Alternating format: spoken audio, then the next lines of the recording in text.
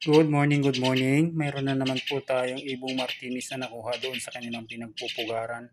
Ang medyo hindi maganda po kasi yung ulo po nitong isa, no? Bali, kinain na po siya ng langgam, ano? At saka yung kabila niyang mata po, yung kaliwa niyang mata, sarado. Kinagat na po ng langgam kasi nga hindi ko sila agad napuntahan.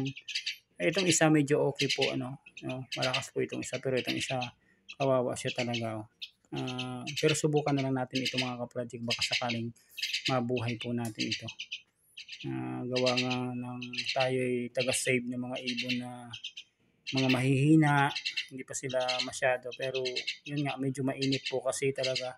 Kaya ang nangyayari, nagliliparan po sila, no? Kahit na medyo hirap pa, pero gawa nga ng mainit, tsaka gutom na rin siguro, kaya yan. Pero subukan po natin mga kapadik na i-save po sila, no?